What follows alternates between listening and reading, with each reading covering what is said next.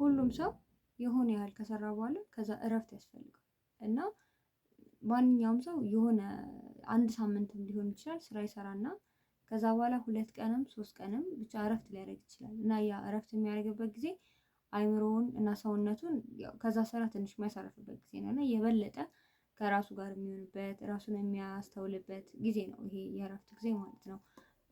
ሳምንቱን ሙሉ ስራው ላይ ሲያተኩር ራሱ ላይ ያጎደለባቸውን ነገሮች የሚሞላ የሚያስተካክልበት እና ቀጣይ ሳምንት ወደ ስራ ሲመለስ ደግሞ የተሻለ ኢነርጂ እና የተሻለ የስራ ንቃት ይዞ ወደ ስራው ለመግባት አንድም ቀንም ሆነ 2 ቀን እረፍት ማድረጋችን አይቀርም።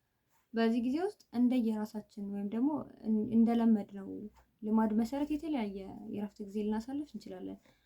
አንዳንዱ ስፖርት ሊሰራ ይችላል በእረፍት ቀኑ፣ አንዳንዱ ቤቱን በደንብ ሊያጸዳ ይችላል። ማለት ሳምንቱን ሙሉ ሲያጸዳ ቢቆይም ግን የበለጠ በደንብ ቤቱን ለማጽዳት የእረፍት ቀኑን ሊጠቀም ይችላል። አንዳንዱ ሰው ሊጠይቅ ይችላል፣ አንዳንዱ ሊያነብ ምናምን ይችላል ማለት ነው። ሁሉም ሰው እረፍቱን የሚያሳልፍበት የተለያየ የሚያርፍበት መንገድ አለው እና እዚህ ዓለም ላይ ደግሞ ይሄ የሳምንቱ የመጀመሪያ እና የመጨረሻ ቀን በብዛት የእረፍት ቀን ነው። የመጀመሪያ ስል እሁድ ናት፣ የመጨረሻ ቀን ደግሞ ቅዳሜ ነው እና አርብ ስራ አልቆ ከዛ እሁድ ደግሞ ቀጣይ ቀን ሊጀመር እዚህ ሁለቱ መሀል ቅዳሜና እሁድ ላይ ዓለም ላይ በጣም እረፍት የሚደረግባቸው ቀናቶች ናቸው። እንደው አንዳንድ ቦታዎች ቅዳሜና እሁድ አይሰሩም፣ አንዳንድ ቦታዎች ደግሞ ይሰራሉ ቢባል እንኳን ሁሉንም ስራ የማይሰሩ ቦታዎች አሉ። ማለት የተወሰነውን ይሰራሉ፣ ከዛ የቀረውን ግን ሰኞ ነው የሆነ አርብ ካለፈ እንትን አይልም ለሰኞ ይሻገራል ነው የሚባሉባቸው ሁኔታዎች አሉና ብቻ በዛም ማንሰም አብዛኛው ቦታ ላይ ቅዳሜና እሁድ ላይ ስራ እንትን አንልም ማለት ነው። ወይም ደግሞ ስራዎች መስራት ልማድ አይደለም፣ ሁሉም የእረፍቱ ጊዜ ነው። ተማሪ ሲኮን ደግሞ የታወቀ ነው። በቃ እስከ አርብ እንማራለን ከሰኞ ጀምሮ፣ ከዛ ቅዳሜና እሁድ እንደተለመደው እረፍት ነው ማለት ነው። እና የእረፍት ቀን ድልድይ ነው ማለት ያለፈውን የጨረስነውን ነገር ምን ሰራን ምን አደርግም ብለን ምንገመገምበት እና ደግሞ አዲስ ለሚመጣው ደግሞ ምን ላድርግ እንዴት ባደርግ ይሻላል የሚለውን ነገር ምናስብበት ምን አይበት ጊዜ ነው ማለት ነው። ብዙ ጊዜ በተለይ ተማሪ እያለን ስራም የሚሰሩ ሰዎች ቅዳሜና እሁድን የሆነ እረፍትነቷን ነው የምናስተውለው። ገብቷችኋል? ልክ አርብ ማታ ያለው ደስታ ይለያል። በተለይ እኔ አሁን ተማሪ ሲኮን አርብ ማታ ደስ ይላል። በቃ አርብ ዕለት ክላስ ከጨረስን በኋላ የሆነ ቀጣይ ቀን ቅዳሜ እንደሆነ ትምህርት እንደሌለ ስለምናስብ፣ ከዛ ደግሞ እሁድ ከሰዓት በኋላ ያለው ቀን ደግሞ በጣም ነው የሚደብረው። ምክንያቱም እንትን ነው ሰኞ ወደ ክላስ እንገባለን እና አብዛኞቻችን ተማሪዎች እንደዛ ነን እና ይሄ አብዛኞቻችን ቅዳሜና እሁድን ያቺ ከምንሰራት ነገር መከልከላችን ወይም ደግሞ በቃ 2 ቀንም ቢሆን ያንን ነገር ሳናደርግ መቆየታችንን ስለምናስብበት ነው። ጠዋት ተነስተን ትምህርት ቤት መሄድ አይጠበቅብንም ምናምን የሆነ 5 ቀን ሙሉ ያደረግነውን ነገር አሁን እንደማናደርገው ስናስበው የተወሰነ ያህል ደስ ይለናል። ያው ከ2 ቀን በኋላ ካቆሙበት እንደሚቀጥል ብናውቅም ማለት ነው። ግን ደግሞ እሁድ ከሰዓት ነገ በማግስቱ ትምህርት እንኳን ባይኖረን ወይ ደግሞ የሆነ እንትን የሆነ ቀጣይ ቀን የሚያለፋን አይነት ቀን እንደሆነ ባናስብ ራሱ እንዲሁ ራሱ ማንኛውም ሰው የሚለው ነገር ነው። በቃ እሁድ ከሰዓት በጣም ረጅም እና ማያልቅ እና በጣም የሚደብር የቀን ክፍል ነው። የሆነ እሁድ ከ8 ሰዓት በኋላ ያለው ሰዓት ራሱ እስከ 12 ሰዓት ያለው ሰዓት የሆነ ሙሉ ቀን የሚሆንበት ሰው አለ እና እሁድ ከሰዓት በጣም የሚሰለች ቀን ነው። ብዙ ሰው ይሰለቸዋል፣ ለምን እንደሆነ አይታወቅም። ግን ያው በቃ በተለይ በጋ ሲሆን በተለይ የፀሐይ ወቅት ሲሆን በቃ ማንም ሰው እሁድ ከሰዓት ላይ ወይ ተኝቶ ነው የሚገኘው ማለት ነው። ሁሉም የሚደብረው ሰዓት ነው እና ዛሬ እሁድን እንዴት እንዋለው፣ ከጧት እስከ ማታ ድረስ ያለውን ሰዓት እንዴት እናሳልፈው የሚለውን ነገር ላወራችሁ ነው የመጣሁት ማለት ነው። እሁድ ያው አብዛኛው ሃይማኖት ማለት ሁሉም አይደለም ግን አብዛኛው ሃይማኖት እሁድ ዕለት ነው በጣም ሰፊ ጊዜ ሰጥቶ ሁሉም ሰው በቃ ሌላ ቀን ቢቀር እንኳን እሁድ ብዙ ጊዜ ሰው አይቀርም እና ሃይማኖታዊ እንትናችንን ውሏችንን በጣም የምናሳልፍበት ቀን እሁድ ነው። ጠዋት ከዛ ደግሞ ከሰዓትም ብቻ ቀን ሙሉ አብዛኛው ክፍለ ጊዜያችን የሚሆነው ሃይማኖታዊ ነገሮችን ማድረግ ነው ማለት ነው እና እሁድ የሁላችንም የእረፍት ቀን ነው። እሱን አውርተናል እና እንደ ክርስቲያን ደግሞ እሁድ የበለጠ የእረፍት ቀን ነው። ያው እረፍት የሚለው አንደኛ ከስራችን ሳምንቱን ሙሉ ካሳለፍናቸው ነገሮች የምናልፍበት ነው። ያው ግን እንደ ቤተክርስቲያን ደግሞ ሌላም ሰፊ ትርጉም አለው። ግን አሁን እኛ እንደ ስጋችን ወይም ደግሞ ስራ ሲሰራ ቆይቶ ከዛ ስራውን ለተወሰነ ጊዜ አቁሞ እንደሚያርፍ ሰው ስናስበው ደግሞ የተወሰነ ያህል ከድካማችን ቀለል ለምንልባት ቀን ናት። ቅዳሜም አለ፣ ግን የበለጠ ደግሞ ሰዎች እሁድ የማረፍ ልምድ አለ። ስለዚህ እንደ ክርስቲያን እሁድ የሚባለውን ቀን እንዴት እንዋለው፣ እንዴት እናሳልፈው የሚሉ የተወሰኑ ነጥቦችን እናወራለን። ከራሴ ኤክስፒሪየንስ ነው እማወራችሁ፣ እንዲህ የሆነ የተጻፈ ምናምን ነገር አይደለም። እኔ እሁድ በተለይ ከሰዓቱን በቃ እሁድ ከሰዓት ይደብራል የሚባለውን ስሜት ሳይደብረኝ፣ እሁድ ከሰዓት እንቅልፍ ያመጣል የሚባለውን ስሜት እንቅልፌ ሳይመጣ እሙልበትን መንገድ ነው የምነግራችሁ ማለት ነው። እና አብራችሁን ቆዩ። የመጀመሪያው ነገር ለእሁድ ቅዳሜ ማታ ጀምሩት ዝግጅታችሁን ማለት ነው። በተለይ ተማሪዎች ስትሆኑ ቅዳሜ ማታ ጨርሱት የትምህርቱን ጉዳይ ማለት ነው። አርብ ዕለት የተሰጠ የቤት ስራ ሊኖር ይችላል። በቃ ትልልቅ ነገሮች ሊኖሩ ይችላሉ። ቅዳሜና እሁድ አላችሁ ተብሎ ብዙ ጊዜ ትምህርት ቤቶች ላይ ቅዳሜና እሁድ እንዲሁ ከምን ቦዝን በሚል አስተማሪዎች አሳይመንት የቤት ስራ ምናምን የመስጠት ልምድ አላችሁ እና ቅዳሜ ጨርሱት ከቻላችሁ ቅዳሜ ለመጨረስ ሞክሩ። ከአርብ ማታ ጀምሮ አርብ ዕለት በቃ እረፍቱን ተውትና በደንብ የጀመራችሁትን ነገር ጨርሳችሁ ዋሉት። ከዛ በኋላ ቅዳሜ የተወሰነ ያህል ነገሮችን ጨርሱ። ከዛ በኋላ እና በቃ ሁሉም ነገር ለምሳሌ ሻወር መውሰድ ካለባችሁ ቅዳሜ ውሰዱ። ቅዳሜ እስከ ማታ ቀን ሙሉ ስራችሁን ጨርሳችሁ ከዛ ቅዳሜ ማታ ሻወር ወስዳችሁ ከዛ በጊዜ ተኙ። በቃ ሌላ ቀን ያው ትምህርት አለ ምናምን ይጠናል፣ ባይጠናም የሆነ የሚያስመሽ ኬዝ አይጠፋም። ግን ለአሁን ላይ ለእሁድ ሌላ ስራ ስላለብን እሁድ ምንሰራው ብዙ ነገር ስላለ ቀን እሁድ እንዳይደብረን እና ደግሞ እሁድ ቀን ሙሉ እንቅልፋችን ሳይመጣ እንዲሁም ቅዳሜ በስነ ስርዓት መተኛት አለበት ማለት ነው። በስርዓት ካልተተኛ ጠዋት ቀን እንቅልፍ መምጣት ስለማይቀር ማለት ነው። እና እሁድ ዕለት ጠዋት በጊዜ እንድንነሳ ቅዳሜ በጊዜ እንተኛ ማለት ነው። የመጀመሪያ ዝግጅታችንን ቅዳሜ እንጨርሳለን ማለት ነው። ቅዳሜ በቃ ለእሁድ ዋዜማ ስለሆነች ተዘጋጅተንባት እንጨርሳት ማለት ነው። ከዛ ቅዳሜ ተኛን፣ እሁድ ነጋ እና እሁድ ሲነጋ ደግሞ ሌሊት እንድንነሳ አይደል ማታ በጊዜ ተኛ ነው ሰው ነጋ። ስለዚህ እሁድ ሌሊት ከእንቅልፋችን እንነሳለን ማለት ነው። እና ከእንቅልፋችን እሁድ ሌሊት ተነስታን ማለት ያው እሁድ ሌሊት የተነሳ ሰው መጀመሪያ ማድረግ ያለበት ነገር ምንድነው? ቤተክርስቲያን መሄድ። አሁን ከቻላችሁ ምናምን አይደለም፣ በቃ እሁድ ጠዋት ግዴታ ቅዳሴ መሄድ አለብን። ሁላችንም አለብን። እሁድ ጠዋት ማንም ክርስቲያን ጠዋት ተነስቶ ግዴታ ቅዳሴ መሄድ አለበት እና ከቻላችሁ አህዱ ከመባሉ በፊት ሌሊት ሂዱ። ካልቻላችሁ ግን ያው ከነጋ በኋላ በነፃነት መንቀሳቀስ በምትችሉበት ሰዓት ሂዱ፣ ጠዋት ተነስታችሁ ማለት ነው። ግን ጠዋት ተነስታችሁ ቅዳሴ ሌሊት አልሄድም ስለዚህ ትንሽ ልተኛ ምናምን ነገር የምትሉ ከሆነ ቢያንስ እንኳን 11 ሰዓት ተነሱ። ምክንያቱም የሆነ ቶሎ ተዘጋጅተን ጠብቀን ከዛ ልክ ሲነጋ ለመሄድ ማለት ነው። የሆነ ልክ ሰዓቱ ሲደርስ ከእንቅልፍ ከተነሳን እስክንለብስ በቃ አንዳንድ ነገሮችን እስክንጨርስ ይነጋብናል። ሲቀጥል ደግሞ ቅዳሴ ከመግባታችን በፊት ቅዳሴ ላይ የሚነበቡ መንባባት አሉ። ለምሳሌ ወንጌል ይነበባል፣ መልእክት ይነበባል፣ መዝሙረ ዳዊት አለ። እነዚህ ነገሮች ሁሉ ቀድመን አንብበን መውጣት እንችላለን ማለት ነው።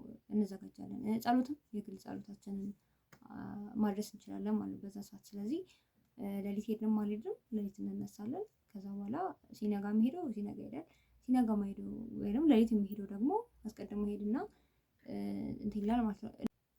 እና እስክትነሱ ድረስ ጊዜ ስለሚገልባችሁ በቃ ልክ 11 ሰዓት ላይ ተነሱ። 11 ሰዓት አላርማችን ይጠራል። ከዛ 11 ሰዓት እንነሳለን። ከዛ በኋላ ያው ስለማንሄድ ተመልሰን እንተኛ ከማለት የግል ጸሎታችንን እዚሁ አድርሰን እንጨርስ። በጣም ትክክል ያልሆነ ልምድ አለ። ለምሳሌ ቅዳሴ ላይ የጸሎት መጽሐፍ ማንበብ ምናምን እነሱ ልክ አይደሉም። በቃ የቅዳሴ እንትን ከተጀመረ እስኪያልቅ በቃ ወደ ቤት እስከምንሄድ ድረስ ሙሉ ትኩረታችን መሆን ያለበት እዛ እየተደረገ ያለው የማህበሩ ጸሎት ላይ ነው እንጂ የግል ጸሎታችን ላይ አይደለም ማለት ነው። ስለዚህ ሌሊት ጸሎታችንን ጨርሰን ከዛ በኋላ ወደ ቅዳሴያችንን እንሄዳለን። የሰንበት ቅዳሴ አይቀርም። በጣም ትልቅ ነገር ነው የሰንበት ቅዳሴ። ቅዳሴ ትልቅ ነገር ነው። ከዛ የሰንበት ቅዳሴ ደግሞ በጣም ትልቅ ነገር ነው እና እሱ አይቀርም እና የመጀመሪያው ልምዳችን ጠዋት ቅዳሴ መሄድ ነው ማለት ነው። ሶስተኛው እና የሆነ በቃ ወሳኙ ክፍል ከተመለስን በኋላ ያለው ጊዜ ነው። ከቅዳሴ ከተመለስን በኋላ ማለት ነው። እና እሱ ነው በጣም ቀናችንን ሊወስን የሚችለው ማለት ነው። ምክንያቱም ቅዳሴ ያው እዛ ጋር የኛ ተሳትፎ ቢኖርበትም ብዙ ሆነን አንድ ላይ ሆነን የምናደርጋቸው ነገሮች ነው። ግን አሁን ነው ከራሳችን ጋር በደንብ እየተጋፈጠ የምንመጣበት ሰዓት ማለት ነው። ስለዚህ ከቅዳሴ ከተመለስን በኋላ ያለው ሰዓት በጣም ወሳኝ ጊዜያችን ነው። ቢቻላችሁ እንትን አትበሉት፣ አድካሚ ውሎ ላለመዋል ሞክሩ በተቻላችሁ በቃ ይሄ የሆነ እንደለመድ ነው እንደ ቅዳሜ ወይም ከሰኞ እስከ ዓርብ እንደለመድ ነው። አንዳንድ ሰው አለ የሳምንቱ ስራውን እሁድ ሊሰራ ያስባል። ለእሁድ የሚቀመጡ ስራዎች አሉ ምናምን። በተቻላችሁ አቅም እንደዛ አታርጉት። 5 ቀን የሰራችሁትን ስራ እሁድ ላይ እንዳታመጡት። እውነት እሱ ነው አንድ ቀናችንን በጣም እጅ እንዲለን የሚያደርገው እና በቃ 5 ቀን ተሰጥቶታል። ቅዳሜ እንጨምራለን 6 አድርገንለታል እና ይበቃል በቃ። እና እሁድ ዕለት ግን ምንም አታርጉ ቢቻላችሁ። ይሄ ከስራችሁ ጋር የተያዘ ነገር ምንም ላለማድረግ ሞክሩ ቀን ላይ ማለት ነው። እና በተቻላችሁ አቅም ሰላም የሚሰጣችሁ ነገር እንደየፍላጎታችሁ ማለት ነው። የሁሉም ሰው ፍላጎት ይለያል። ሰላም የሚሰጠው ነገር የተለያየ ነው እና በቃ በተቻላችሁ አቅም ሰላም የሚሰጣችሁ ነገር ብቻ ለማድረግ ሞክሩ። የሆነ የለመዳችሁ ነገር ሊሆን ይችላል። መጽሐፍ ማንበብ የለመደ ሰው የዛ ሰዓት በደንብ ማለት ሌላ ቀን በቀን ለ30 ደቂቃ ለ40 ደቂቃ ነው የሚያነብ ሰው ሊኖር ይችላል። እና እንደዚህ ደግሞ የሆነ ሲመቸው በትርፍ ጊዜ ምናምን የሚያነብ ሰው ካለ በቃ የዛን ቀን በጣም ሰፊ ጊዜ ነው። ስለዚህ በጣም ሰፊውን ጊዜ ያንብብ። የሆነ እንትን ሀሳባችንን ሰብስበን እኛ ከስራ ውጪ ወይ ከትምህርት ውጪ እኛ ሌላ ማድረግ ያሉብን ነገሮች አሉና እነሱ ላይ ብቻ እናተኩር። በተለይ መንፈሳዊ ነገሮች በጣም መንፈሳዊ ነገሮችን እንደውም ቀኑም መንፈሳዊ ነገሮችን ለማድረግ የሚጋብዝ ቀን ነው አይደለ? ያው ጠዋት ቀኑን አጀማመራችን ራሱ ቤተክርስቲያን ሄደን ምናምን ስለሆነ በቃ ያው እና ደግሞ ያው እረፍቱ ራሱ ለብዙ ነገሮች እረፍት ስለሆነ ለስጋም ለነፍስም እረፍት ስለሆነ ስጋችን እያረፈን ነፍሳችንንም የሆነ የሚያሳርፋትን ነገር እንትን እንላለን። ያው ስጋ ሲያርፍ አይደለ ነፍስ ስራውን የምትሰራው። ስለዚህ ስጋችንን አሳርፈን ማለትም የተለመደው ስራችንን ትተን ከዛ ደግሞ ነፍሳችን የሚያስፈልጋትን ስራ ደግሞ የምንሰራበት ሰዓታችን ነው እና ሰፊውን ነገር ለመንፈሳዊ ተግባሮቻችን ብንሰጥ ጥሩ ነው። ለምሳሌ ትምህርቶችን ብንማር ስል በቃ እሺ ወይ እንደዚህ ቦታ ሰጥተን እየጻፍን ምናምን ሊሆን ይችላል። ማስታወሻ እያያዝን ልንማር ይችላል። ወይ ስብከት ማዳመጥ ሊሆን ይችላል። ሁሉ ነገር አሁን እጃችን ላይ ስላለ በየትኛውም አጋጣሚ የትም ሆነን እነዚህ ነገሮች ማድረግ ስለምንችል የምናዳምጣቸው ነገሮች የምናነባቸው ነገሮች ከመንፈሳዊ ነገር ጋር የተያዙ ቢሆን ጥሩ ነው። ትምህርት መማር፣ መጽሐፍትን ማንበብ፣ ሰው መጠየቅ የምንፈልግ ከሆነ የምንጠይቃቸው ሰዎች ካሉ እነሱን መጠየቅ ምናምን ብቻ ጥሩ ነው የምንለውን ልምዳችንን ማድረግ ብቻ ግን ከስራና ከትምህርት ነፃ የሆነ ውሎ ማለት ነው። ሌላኛው ነገር ደግሞ በተቻለን አቅም ከኤሌክትሮኒክስ በጣም ነፃ ለመሆን ሞክር። በጣም አብዝተን ቀን ሙሉ ቤት ነን ወይ ደግሞ ቀን ሙሉ ሌሎች ስራዎችን ትተን ተመልሰን ስልካችንን ወይ ብቻ ሌላ ነገር ቴሌቪዥን ሊሆን ይችላል፣ ኮምፒውተር ሊሆን ይችላል፣ ብቻ እነሱ ላይ የምናሳልፍ ከሆነ ከዛ ይልቅ ስራችንን ብንሰራ ይሻላል። ምናልባት ሰኞ ወደ ስራ ስንመለስ ወይ ወደ ትምህርት ስንመለስ የተሻለ ነገር ይዘን ልንቀርብ እንችላለን። ስልካችንና በሌላ ነገር ከምናጠፋው ጊዜ በሱ ብናጠፋው ማለት ነው። ካረፍን አይቀር ግን ያው እሱም አንድ ስራ ነው፣ በጣም ትልቅ ስራ ነው ሲጀመር እና የተወሰነ ያህል ስልካችንን ወይ በቃ አብዛኛው ጊዜ ስልክ ነው ትልቁ ነገር እና እነሱ ነገሮች ትንሽ እረፍት ብንሰጣቸው ለእነሱም እረፍት ብንሰጣቸው እና ምናልባት ትምህርት ለመማር ሊሆን ይችላል። መጽሐፍቶችን በእጃችን ስለማናገኝ መጽሐፍቶችን ለማንበብ ሊሆን ይችላል። ብቻ የሆነ በጣም ግዴታ ካልሆነ በስተቀር ስልክና መሰል ኤሌክትሮኒክሶችን ባንጠቀም ጥሩ ነው። ካረፍን አይቀር ማለት ነው። ምንም አናርፍም። ተመልሰን ስልካችንን የምንጠቀም ከሆነ ምንም አእምሯችን አያርፍም እና ሀሳባችን ደግሞ አእምሯችንንም ሰውነታችንን ማሳረፍ ስለሆነ ከስራው ካሳለፍነው ከ5 ቀን ስራ የበለጠ ሌላ ጫና ከሚጫነን እሱንም ስልኩንም ሁሉን ነገር አስቀምጠነው በደንብ ያው ራሳችንን ልናዳምጣለን እየሞከርን ያለነው ወደ ራሳችን መለስ ብለን ለራሳችን ደግ ደጉን ብቻ የምናደርግበት ውሎ እንዲሆን ማለት ነው። እናም እንትን ውሏችንን እንደዚህ መዋል እንችላለን። መጽሐፍትን ስናነብ መጽሐፍ ቅዱስ አንዱ ነው። መጽሐፍ ቅዱስ መጠቃለል አለበት። ከዛ ባሻገር ግን ለምሳሌ መጽሐፍ ቅዱስን ስናነብ ምን ማንበብ እንዳለብን ምናልባት ግራ ከገባን እንኳን ቅዳሴ ላይ የተነበቡ የመጽሐፍ ቅዱስ ክፍሎች አሉ አይደል? እነሱን ደግመን መተን እናንብበውና በቃ የዕለቱ መልእክት ከኔ ጋር ሊገናኝ ይችላል አይችልም የሚለውን ነገር ቢያንስ ቼክ እናድርገው። እንዴት መሰላችሁ? ለምሳሌ ወንጌል ላይ መልእክት ላይ የሐዋርያት ስራ ላይ ሁሉም ሲነበብ የሆነ መልእክት አለ፣ በቀኑ መተላለፍ ያለበት መልእክት አለ እና ያ መልእክት በደንብ ወደ ውስጣችን ሰርጾ እንዲገባው ማለት ነው። ቅዳሴ ላይ ስንሰማው እነሱ እያነበቡልን ነው እየሰማን ያለነው። ሰው እያነበበልን ከምንሰማው ይልቅ ደግሞ ራሳችን አንብበን እንትን ስንለው የበለጠ ወደ ውስጣችን ይገባልና እሱን ነገር ብናረገው እና መጽሐፍ ቅዱስን ከግጻዊ ውጪ ግን ራሱ ማለት ከዕለቱ ወንጌልና መልእክታት ውጪ ራሱ ማንበብ አለብን በውሏችን ማለት መጽሐፍ ስል ቅዳሴ ማለት መጽሐፍ ቅዱስንም አንድ ላይ ያጠቃልለው ነው ማለት ነው። እና መጽሐፍ ቅዳሴ ከመሄዳችን አስቀድሞ ራሱ ለምሳሌ ቅዳሜ ማታ ከምናደርጋቸው ዝግጅቶች መካከል አንዱ መሆን ያለበት ደግሞ ነገ የሚነበቡ የመጽሐፍ ቅዱስ ክፍሎችን ቀድመን አንብበን በአጠቃላይ ሁሉንም ቅዳሴ ማን ነው የሚቀደሰው፣ ምስባኩ ምንድነው፣ እንትኑ ምንድነው፣ ይሄ ወንጌሉ ምንድነው፣ መልእክቱ ምንድነው የሚለውን ቀድመን አንብበን ብንሄድ ጥሩ ነው። ልክ ቅዳሴ ላይ እንትን ሲል እናውቀዋለን። ገብቷችኋል? የምናውቀው ነገር ሲነገረን እና ማናውቀው ነገር ሲነገረን አንድ አይደለም። እናተኩራለን የምናውቀው ነገር ሲደረግልን ሲነገረን ነው። ስለዚህ የምናውቀውን ክፍል እንዲያነብልን እኛ ቀድመን አንብበን እንሂድ እና ግጻዊ ያለ መጽሐፈ ግጻዊ ብላችሁ ሰርች ብታደርጉ ፒዲኤፉን ታገኛላችሁ እና እሱ በየቀኑ ለ365ቱም ቀን የተዘጋጁ የሚነበቡ እንትኖችን እናገኝበታለን። የሚቀደሰውን ቅዳሴ እናገኝበታለን ማለት ነው። ቀናችንን በተቻለን አቅም እንዲህ ከዋልን ያው ከቤት ለማይወጣ ሰው ነው ባይዘው እንትኑ ከቤት የምንወጣ ከሆነ ጥሩ ነው። እንደውም ማለት ሰዎችን የምንጠይቅ ከሆነ ምናምን በጣም ጥሩ ነው። አንዱ የውሏችን አንዱ ክፍል ሰዎችን መጠየቅ ነው። ግን አድካሚ ባልሆነና በደንብ አለማዊነት ባልሳበው መልኩ ከቤት የምንወጣ ከሆነ እንትን አይለንም። ግን ቤት ውስጥ ብዙ ጊዜ ብዙ ሰው ቤት ነው የሚውለው እሑድ። ስለዚህ ቤት ውስጥ ደብሮኝ ዋልኩኝ ተኝቼ ዋልኩኝ ከማለት እነዚህ ነገሮች ለማድረግ ብንሞክር ከዛ በኋላ ሰዓቱ ያልቃል። በመሀል የምግብ መብያ ሰዓቶች አሉ፣ ቡና ምናምን ይፈላል። እነዚህ ሰዓቶች አሉ ምናምን እና የሆነ ልንላክ እንችላለን። ቤት ውስጥ የምንሰራቸው ስራዎች አንዳንዶች አይጠፉም እና እነዚህ ሁሉ ነገሮች ተደርገው ነው ከነዚህ ነገሮች የሚተርፍ ሰዓት ነው እንግዲህ አሁን ከላይ ያነሳናቸውን ነገሮች የምናደርግበት ማለት ነው። ስለዚህ እንትን ይሄ ሰዓታችን ልክ ማለቁ ሳይታወቀን ነው የሚያልቀው ማለት ነው። እንደዛ ብናደርግ ጥሩ ነው። ማታ ላይ የበለጠ ማድረግ ያለብን ነገር ራሳችንን መገምገም ነው ማለት ውለናል፣ የዋለውን ውሎ ማየት አለብን። ውሎውን ብቻ ሳይሆን ያሳለፍነውን ሳምንት ራሱ ማሰብ አለብን። በቃ ያለብን መጥፎና ጥሩ ነገር በደንብ ከራሳችን ጋር የምናወራበት ሰዓት ግን ጥሩ ነው። እሑድ ማታ በቃ ደስ ይላል፣ በጣም እረፍት አለው እና ሌላኛው ደግሞ ነገ ጠዋት ስራና ትምህርት ገቢ ነው።